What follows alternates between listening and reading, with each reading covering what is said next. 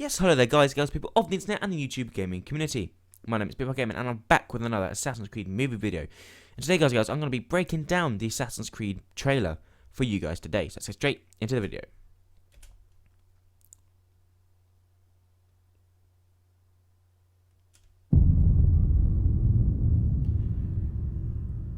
So guys and girls, the first thing I want to say is the moment seeing a Ubisoft logo in a movie was really cool for me to see. Been playing their games for years and years and years, and finally seeing them get to the top with their own movie that is amazing to see. The logo is a bit more darker, but that is reminiscent of how kind of dark the film I think is going to be. Let's look more.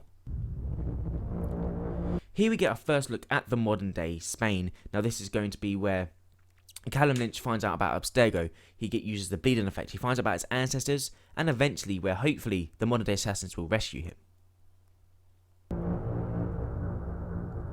So here we have our first look at Callum Lynch, played by Michael Fassbender. Now, he is obviously waking up in an Abstergo base. You see the heart monitor to the left, and you also see him waking up and thinking, what the fuck is going on? Okay, now, during part of the next parts of the trailer, we see what actually happened to him and how he got there. I will explain more later on. Where am I? Here we see our next modern day character. She is going to be part of Abstergo. She is the enemy. She is the villain, apart from Alan Rickon. I don't know her name, but she seems to be the one that makes Callum Lynch go through what he goes through. She's the one that's going to train him. She's the one that's going to make him become an assassin, basically. You learn the skills and basically find out about his ancestor and his ancestry. At 6 p.m. yesterday evening, you were... So as I was saying, guys, this is where Callum Lynch dies. Now, he's on death row, but Abstergo want him. Abstergo want his mind, his cells, his DNA, so they can research through to Aguilar back in the 15th century Spain during the Inquisition. Now, Callum Lynch thinks he's dying, but he's not. My theory is that they have something that goes into his body that makes it seem as if he's dead. That makes, like sort of what they used in Captain America Civil War when Nick Fury kind of died, but it didn't, and it just slowed his heart rate down. I think that's something that Abstergo are going to be doing here, so that it looks legit. This is so that they can wipe him out of history from now on. They want everyone to believe he's dead, he's gone, he does not exist, so they can do whatever the fuck they want with him. executed and pronounced dead. You no longer exist. So here we get our first look at Callum Lynch looking through Abstergo. Now, Abstergo here looks very much different from previous games. As we learned from Assassin's Creed Syndicate, Abstergo have put up... I'm not saying these are tied into the games, but what I am saying is that we know that Abstergo have put up different places where people who have ancestry through the assassins or want to find out can go live there. They can then go there and train. Abstergo can, i.e. Templars, can use their DNA. Callum Lynch doesn't know what the fuck's going on. He wakes up in some godforsaken base. He's going around to explore, okay? And this way we find out what Abstergo and Templars are doing and how they're doing it, and persuading other people, like the public, that it's cool, it's okay, nothing's wrong with this. What prison is this? It's not a prison. And here we have our first look at the Abstergo logo. Exactly the same, but on a wall, which is very grayscale. We'll see more of the Abstergo base soon. You're about to enter the Animus. What you're... So guys, here we have a really cool Easter egg of the Assassin's Blades. Now, to the far left, I personally think that's reminiscent of Ezio's hidden blade from Assassin's Creed 2, just because it has the assassin insignia and it kind of looks like the same shape. Obviously the blade is different, but you can't fault them. Then to the right of him, I believe that kind of looks like...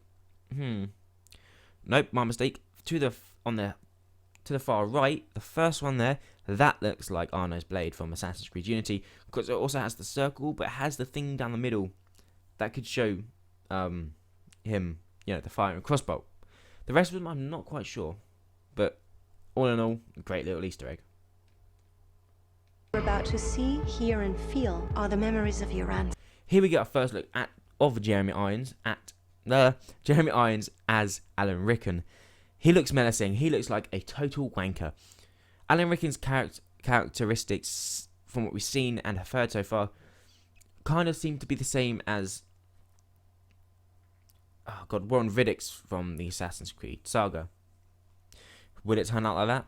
We shall only wait and see. Ancestor, who has been dead for 500 years. So here we get a first look at Aguilar's and Callum Lynch's new assassin blades. Now, why does he have them on while he's attached to this massive mechanical arm? We shall find out soon. But she has just told him about his ancestor, why he's there, and why he's attached to this big mechanical fucking arm bullshit thing. What do you want from me? Your past. So here we get a first look at the Animus 3.0, which is what I'm calling it. This new Animus is different. It attaches himself to his waist and kind of probably injects him through his spine so that I can get every single bit of DNA they have. As we see throughout the rest of the trailer, this mechanical arm will move the way Aguilar does while Callum's controlling him. While Callum is looking through the eyes of his ancestor Aguilar, doing all the flips, the fighting, the jumps, anything like that, using the hidden blades. The arm will make Callum do that so that Callum can learn through a new bleeding effect the skills, the talents, and everything his ancestor knew in a matter of hours and minutes. Now, if we just quickly go back like a tiny bit, Past. there we go. In the bottom left-hand corner, we see the Animus 2.0 from previous Assassin's Creed games, mainly Assassin's Creed 2. Now, this is a nice little Easter egg that we have seen, and I'm glad they added it into the movie.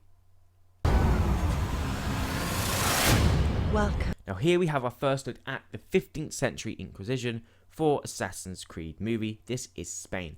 Now, obviously, another little Easter egg is the eagle. Every Assassin's Creed game has to have an eagle, even the movie. And I'm glad to see. One thing, guys, I'm also very happy to see is how well the city looks. Now, in games, it's all computer generated, obviously, but this is a multi-million-dollar film, and you had to expect it to be amazing. The landscapes, the buildings, it all looks genuine. And when you get into the like close-ups of the actual buildings and the fighting sequences, it's all built like by the team that made the movie, and it all looks genuine and amazing to see. To the Spanish Inquisition. So here we have a first look at Aguilar and his base, i.e. this is going to be where the Assassin Brotherhood resides and where they stay. Now, it kind of looks like it's in the middle of nowhere. It's still in Spain, but far from the city, so that they don't get in trouble with what they do and how they train. Now, it looks kind of reminiscent of the castle from Assassin's Creed 1. I don't know if it's taken, what's the word? Taken inspiration from that, but it gives me that feeling. And now, guys, here we get a first look at Aguilar in the Assassin's Creed movie. I just want to say something, guys. For an actor to be able to play this, two different characters with the same characteristics and same personality and traits, is difficult.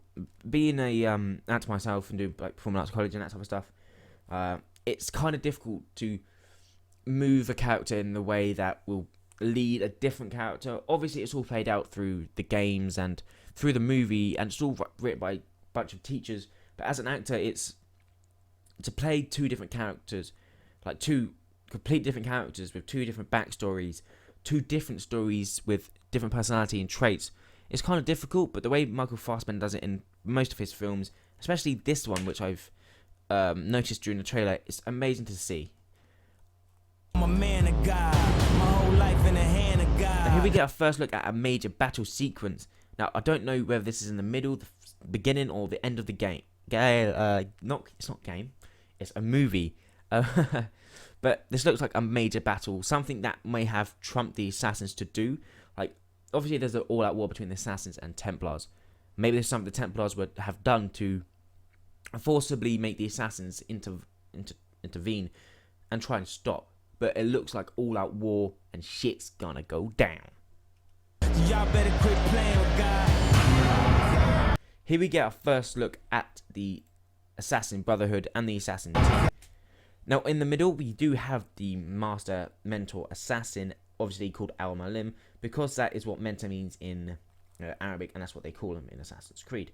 Now, to the left of him, let's slow down, Billy. Right, the mentor seems to have a massive axe on his back and also a sword.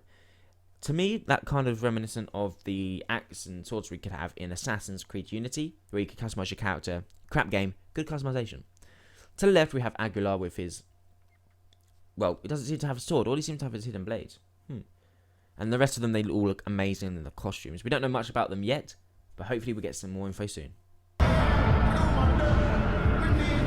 guys, we just had our first look at another side character. She seems to be more of, I would say, love interest for Aguilar, just because of the fact that they seem to be together throughout the rest of the movie. Because going into this other scene, we'll see more about it later on, but Aguilar seems to be captured. Him and obviously someone behind him, i.e. probably another assassin, seems to be captured. They're chained up, and they're in front of what I can only presume is the king. Something has gone down, not quite sure what. All we can speculate is that someone in the royal family is a Templar. So here we get to look at our first ever fight scene in Assassin's Creed, the new Assassin's Creed movie, sorry. The fight scenes and the choreographing is amazing. You'll see throughout the rest of the trailer that how they do the fight scenes and the way they move from person to person is amazing.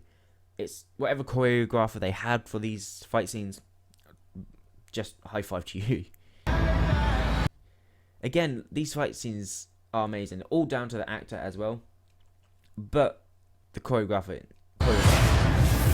Guys, another little Easter egg I haven't seen: air assassinations. Air assassinations were a big part in the game, and it's really good to see them back in the movie. Pardon me. Even the way he's jumping up with his arm up, one arm up, and other arm down looks reminiscent of, I've used that word a lot, fuck it, of the game and how they do it in there.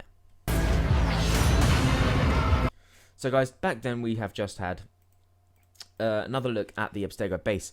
Either Callum or something's happened in the Abstergo modern day base, and it's pissed off people. We see a main guard with a bunch of other armed guards behind him, for some reason with crossbows. I've put around here, and why you're multi billion-dollar company, Abstergo. Why do you have fucking crossbows?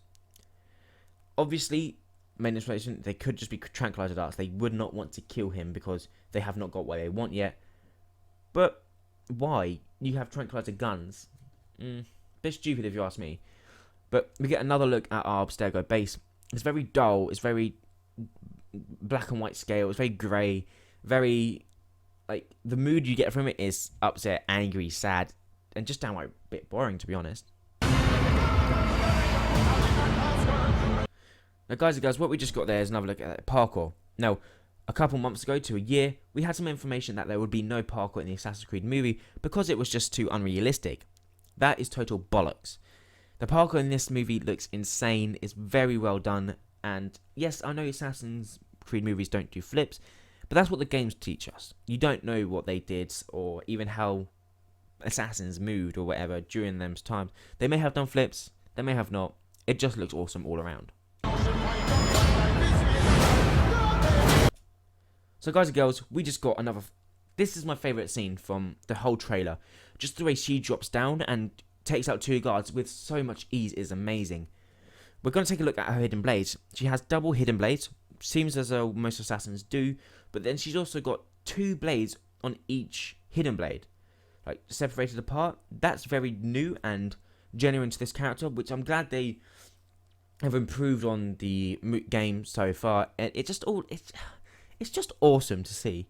The costume itself looks amazing. 15th century is awesome because the costumes are insane.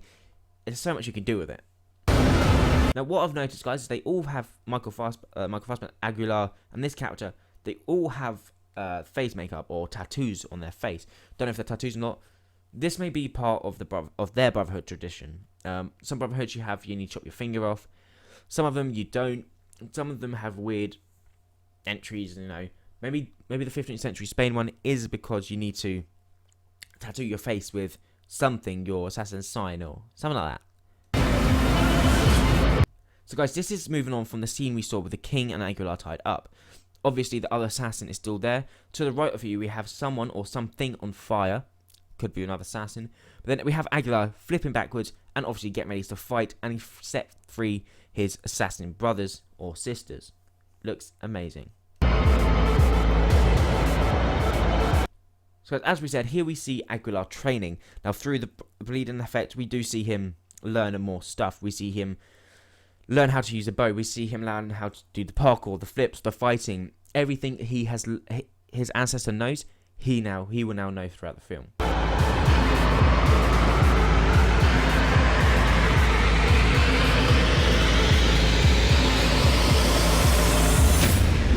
So guys, as I was saying, the parkour is amazing. The way they smoothly it moves seamlessly. The way it does, it's seamless. The parkour is seamless and it looks amazing. It flows nicely from move to move, and it doesn't look like they're forcing them to do it. It looks amazing. And this little jump here, I made a joke about it saying, "Oh look, it's a Unity jump because come on, it's a Unity jump. That's how they jump in Unity." But yeah.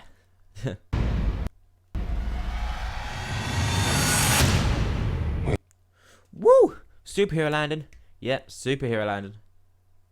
Work in the dark to serve the light. We are assassins. Oh shit! That is the best one of the best Easter eggs in any movie I've ever seen. We work in the dark to serve the light. We are assassins. That is the pinnacle of Assassin's Creed. If you ask any Assassin's Creed fan, what's your favorite thing? Most of them will say, "We work in the dark to serve the light. We are assassins." That is Assassin's Creed. Now the new Assassin's Creed logo for the movie looks amazing. I personally think it looks good. They kept the same logo. They kept the same text font for the Assassin's Creed. They could have made it a bit lighter. They could have made it more, like popping. That's what I think. But it generally looks all cool.